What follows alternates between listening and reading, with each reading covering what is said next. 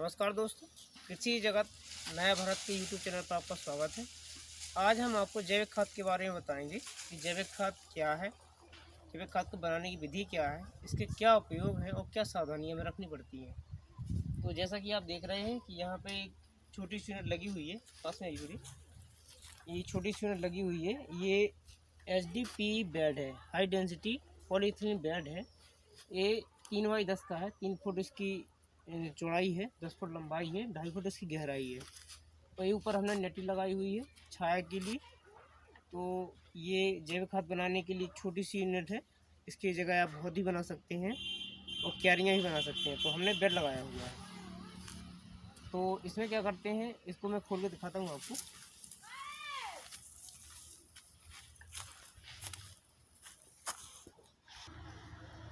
हाँ, तो यहाँ आप देख सकते हैं कि हमने बोरे बिछाए हुए हैं और अब यहाँ पे देख सकते हैं कि हमने ऐसे बोरे बिछाए हुए हैं। तो तरीका ये है कि हमको थोड़ा तिरछा ऐसा बनाना है कि एक साइड बेड ऊंचा रहे, एक साइड नीचा ही रहे, क्योंकि इसके नीचे पीछे एक होल रहता है। आप देख सकते हैं, ये होल है इसके नीचे। तो यहाँ जैविक रस निकलता है।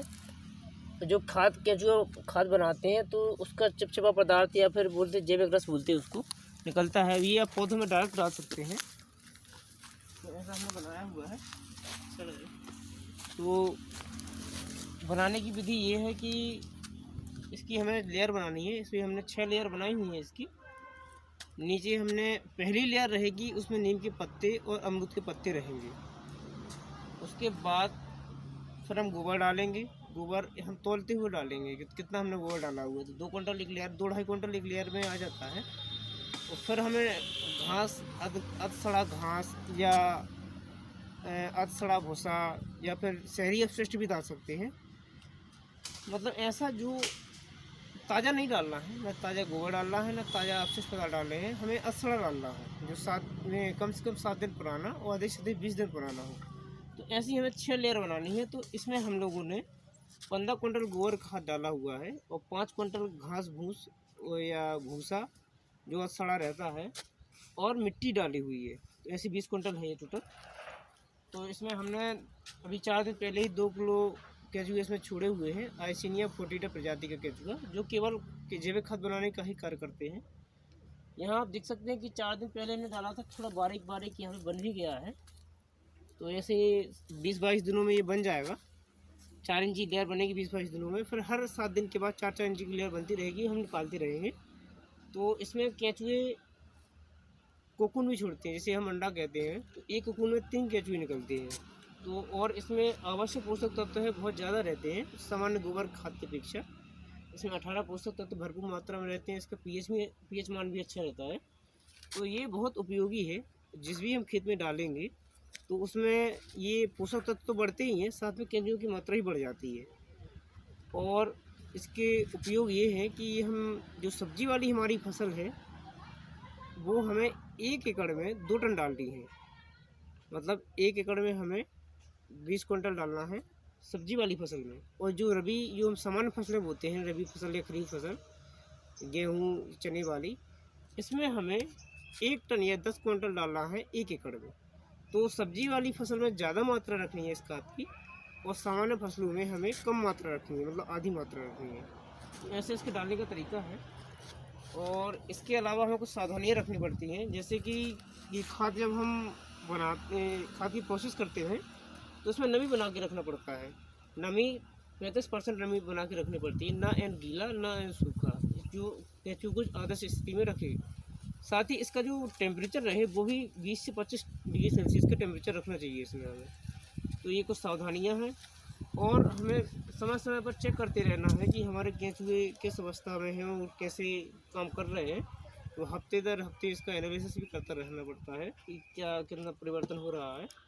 ये हमने छाया इसलिए लगाया हुआ है कि बाहर के जो पशु पक्षी है वो अंदर ना आए और केंचुओं को डायरेक्ट ना खाएं, वो केंचुओं को छाया मिले। साथ ही ये बोरों से इसलिए ढकते हैं क्योंकि वो उसे अंधेरा मिलता रहे, वो अच्छे से काम करे। तो ऐसा हमने बनाया हुआ है। और ये जो जैविक रस है तो उसका भी यही है कि हमें पौधों को डायरेक्ट देना है और बहुत ज़्यादा इसके उपयोग है। तो आपने देखा कि पूरी यूनिट इस प्रकार से हमने लगाई हुई है। ज़्यादा खर्चा नहीं आता है इसमें, कम ही खर्चा आता है। 1000-1200 में ये बेड मिल जाता है, 200-300 में ये मैटी मिल जाती है और 400-500 रुपये किलो के हिसाब से केचुए मिल जाते हैं। तो जिसको भी अगर लगाना हो तो मैं इसका आपको पूरा डिस्क्रिप्शन में बता दूंगा कि इसकी क्या कैसी कहाँ केचुए सेलिंग होती है, कहाँ कैसा मिलना है। तो इसको एक यूनिट को लगाने कम से कम 1,500 से 2,000 रुपये लग जाते हैं, 2,000 रुपये आराम से लग जाते हैं। लेकिन ये एक बार ही लगाना है, फिर केचुए भी आपके पास बने रहेंगे और खाद भी बनता रहेगा। एक बार ही इसकी कॉस्ट लगेगी, वो ज़्यादा महंगा नहीं पड़ता है। तो सावधानियों में हमें ये सावधानी रखनी है कि सर टेम्परेचर मेंटेन करना है और नमी बनाए रखनी है और इसको एनालिसिस करते रहना है कि कहाँ क्या केचुओं को नुकसान ना हो, वो आदर्श स्थिति में रहे। तो हम सभी प्रभावित हैं और हमारे युवा जो किसान हैं साथी हैं वो सभी जो जैविक खेती का दौर चल रहा है, तो हम चाहते हैं कि जागरूकता फैले, किसान भाई सभी लोग अपनाएं और इस खाद का भरपूर उपयोग करें। बिना केमिकल या रासायनिक खाद वाली फसलें जो होती हैं वो बोएं, वो पैदावार बनाएं और सब्जियों का प्रोडक्शन भी अच्छा करें। तो ये छोटी छोटी हम लोगों का प्रयास है और हम किसानों तक पहुंचा रहे हैं और पहुंचाने का हमारा पूरा जोर भी है कि लोग इसको समझें और अपनाएं। तो अगर आपको ये जानकारी अच्छी लगी हो तो लाइक, शेयर और सब्सक्राइब जरूर करें हमारे चैनल को और कमेंट जरूर करें कि हम आपको हर तरीके से उसका रिप्लाई दे सकें और सेटिस्फाई कर सकें। तो इन्हीं शब्दों के साथ नमस्कार साथियों।